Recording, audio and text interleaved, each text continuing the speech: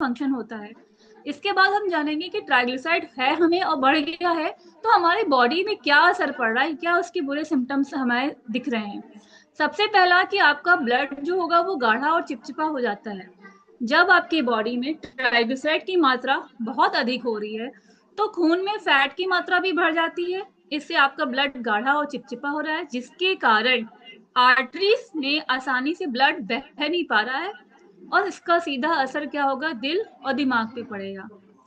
Next बात करें कि क्या प्रॉब्लम हो रही है। हार्ट डिसीज की प्रॉब्लम हो रही है। जब ब्लड में फैट ज्यादा है तो वह आर्टरीज की दीवारों पे जमने लगेगा, प्लांक फॉर्मेशन होने लगेगा। धीरे धीरे ये जमा फैट ब्लड वेसल्स को नैरो कर देती है, जिससे आपकी आर्टरी नैरोइंग हो जाती है और ब्लड का फ्लो सही से नहीं हो पाता, ना उसको ऑक्सीजन मिल पा रही है, जिससे आपको हार्ट अटैक और ब्रेन स्ट्रोक का खतरा बढ़ जाता है। नेक्स्ट बात करें फैटी लीवर डिसीजेस। जब ब्लड में अधिक हाई ट्राइग्लिसराइड होते हैं तो लीवर भी इसे स्टोर करने लगता है। धीरे धीरे लीवर में फैट जमा हो जाता है, जिसे हम फैटी लीवर कहते हैं। आगे चल के ये लीवर इन्फ्लेमेशन और लीवर सिरोसिस जैसी गंभीर बीमारियों का नाम उजागर करते हैं। नेक्स्ट बात करते हैं ब्लड शुगर कंट्रोल बिगड़ना। ज्यादा ट्राइग्लिसराइड से शरीर के सेल्स इंसुलिन पर सही रिएक्शन नहीं देती है, इसे कहते हैं इंसुलिन रेजिस्टेंस। इससे क्या होगा, ब्लड शुगर बढ़ती है, टाइप 2 डायबिटीज का खतरा रहता है। डायबिटिक मरीजों को शुगर कंट्रोल हो पाना मुश्किल हो जाता है। नेक्स्ट प्रॉब्लम आती है पैंक्रियाटिस की। अगर ट्राइग्लिसराइड बहुत ही ज्यादा है, 1000 mg पर डीएल हो जा रहा है, इससे ऊपर हो रहा है, तो ये पैंक्रियास यानी कि अग्नाशय को भी नुकसान पहुंचाना शुरू कर देते हैं। इनमें इन्फ्लामेशन हो जाता है, जिसे हम कहते हैं एक्यूट पैंक्रियाटिस।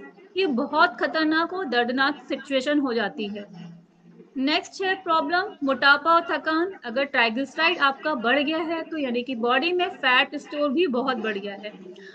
फैट स्टोर का मतलब बॉडी में चर्बी बढ़ती जा रही है, वेट बढ़ता जा रहा है, जिससे आपको थकान, सुस्ती और भारीपन महसूस होगा।